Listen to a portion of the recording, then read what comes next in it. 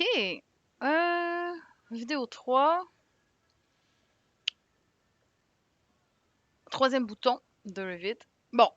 Et là, ceux qui ont suivi les vidéos depuis le début, vous vous dites sûrement que c'est pas le bouton numéro 3, c'est le bouton numéro 2.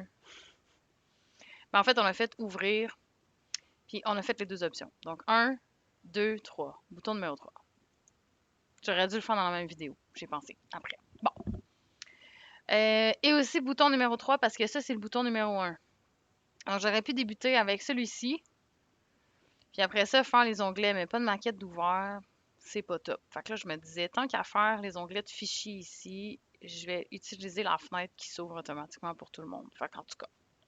Bref, on a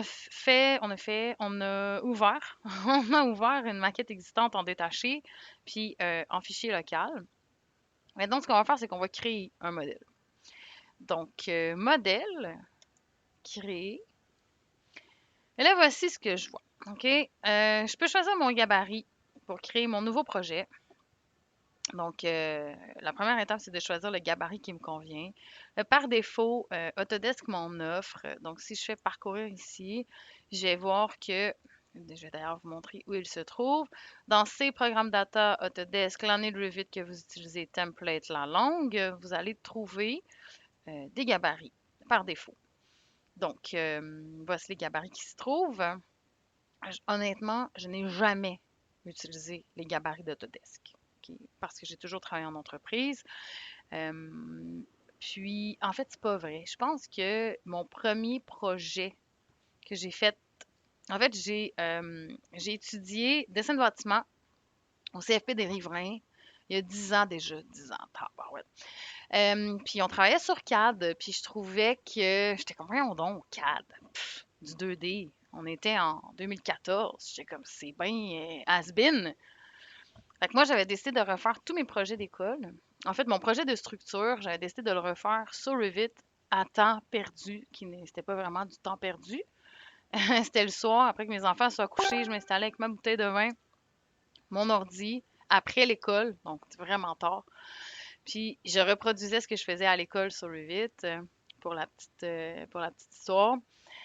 Et au début, ça me prenait un temps fou, interminable pour faire ce que j'avais fait dans la journée. Puis en fait, j'y arrivais pas. Je trouvais ça vraiment très long. Puis j'étais comme, mon Dieu, Revit, c'est long, ça n'a pas de sens, je comprends rien. Puis à un moment donné, à force de travailler dans Revit, j'ai commencé à être un petit peu plus à l'aise. Puis je me suis rendu compte que ça me prenait 3, 4, 5, 6 fois moins de temps de travailler sur Revit. Donc, voilà, c'est comme ça que j'ai appris Revit et j'ai été engagée non pas comme dessinatrice. Dès que j'ai quitté l'école, j'ai été engagée comme modélisatrice. Donc, je n'ai jamais travaillé sur CAD. Et à cette époque, j'avais utilisé un gabarit d'Autodesk. C'est probablement la seule fois. Donc, je n'en ai jamais utilisé sauf une fois au chalet, pour ceux qui ont la référence. C'est drôle quand même. OK, donc j'allais chercher un gabarit qui m'appartient pour le moment. Je ne sais pas si où je l'ai mis. Je pense que j'ai mis ça ici. Super. Donc, je vais aller chercher un gabarit avec lequel je veux travailler et je vais faire ouvrir.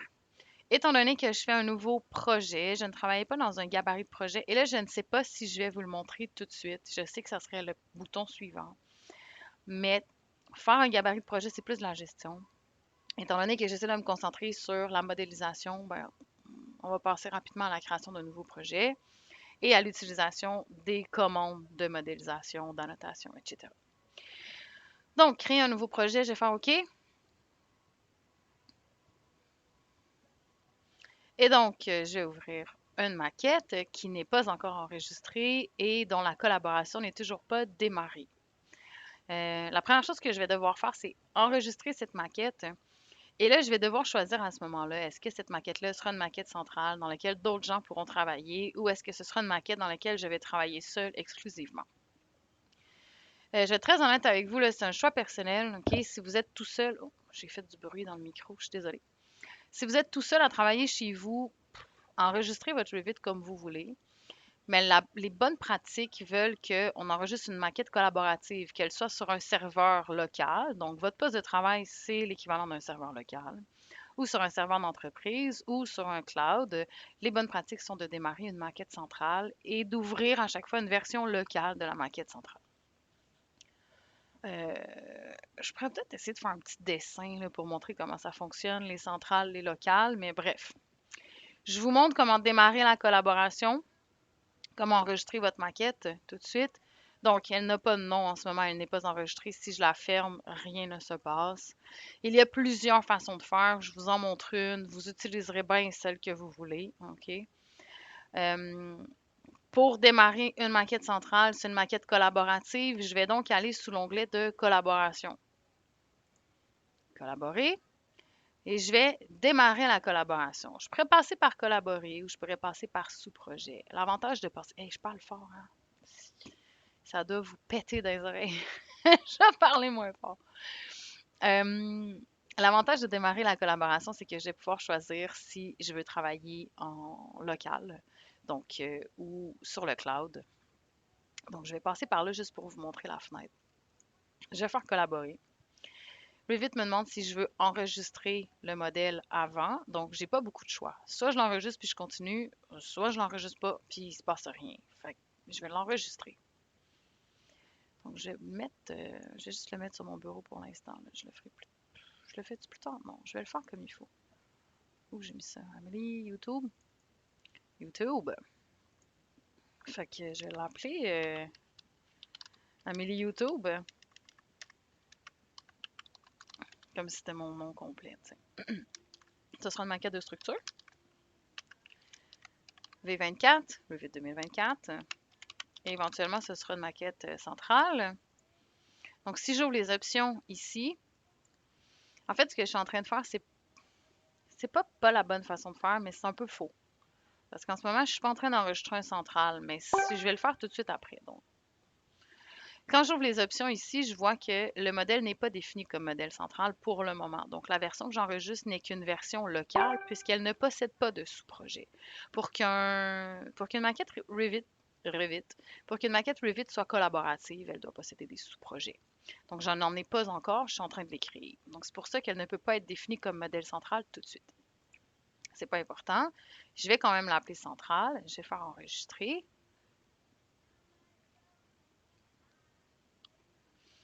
Et Revit va me demander, pardon, quel type de collaboration je veux démarrer. Est-ce que je veux démarrer la collaboration sur mon réseau, donc sur un poste de travail sur un serveur interne, ou sur le cloud? On ne travaillera pas sur le cloud pour le moment. Je vais faire des capsules exclusivement sur le Construction Cloud.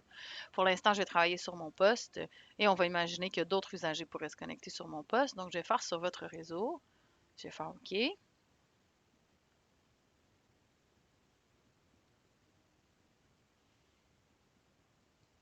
Ma maquette est donc enregistrée et par défaut, Revit m'a activé les sous-projets et voici ce qu'il a fait. Il m'a créé deux sous-projets, donc un qui s'appelle niveau et quadrillage partagé et un qui s'appelle sous-projet 1. Ce sont ces sous-projets par défaut.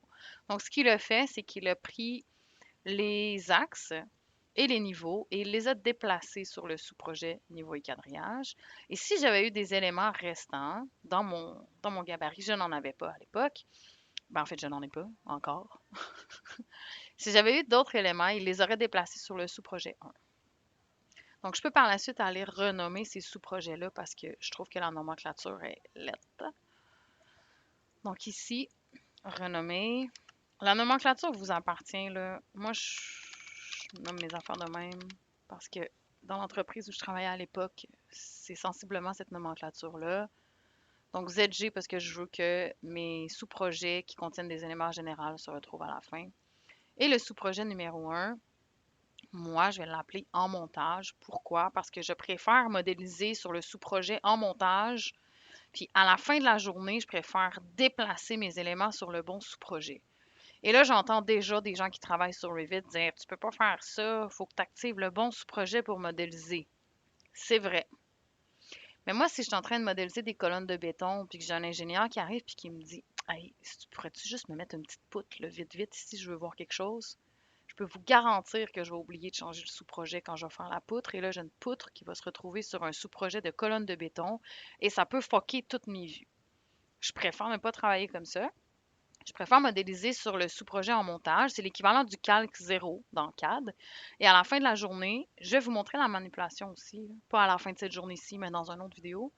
À la fin de la journée, je prends tous mes éléments qui sont sur un montage, puis je les envoie, je les dispatche sur les bons sous-projets. Vous choisirez la technique que vous voulez. Donc ici, en montage. Et je vais m'assurer qu'en montage et mon sous-projet par défaut. Hell yeah. Donc, ma collaboration, elle est démarrée. Mes sous-projets sont activés. Je vais m'assurer de enregistrer ma maquette dans son état actuel. Donc, je vais faire fichier, enregistrer sous, projet, parce que ce n'est pas un modèle cloud. Je vais venir écraser cette version-ci. Et lorsque je vais cliquer sur option, vous allez voir que définir comme modèle central est coché par défaut. Donc, définir comme modèle central. Je vais faire OK, enregistrer.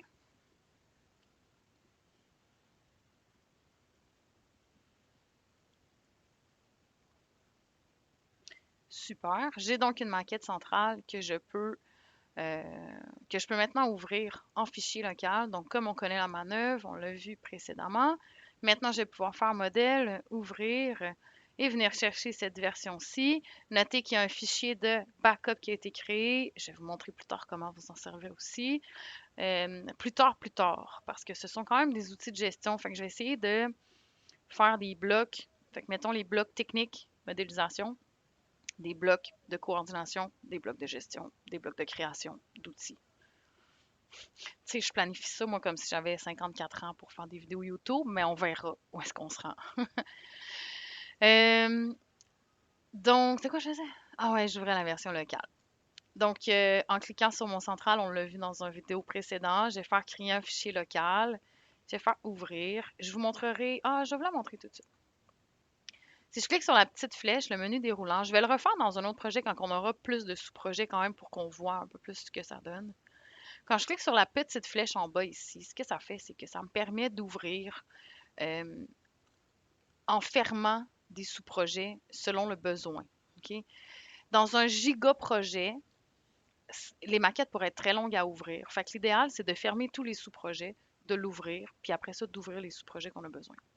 Je vous le montre pas tout de suite, ça sert à rien. J'ai deux sous-projets, puis j'ai rien dans ma maquette.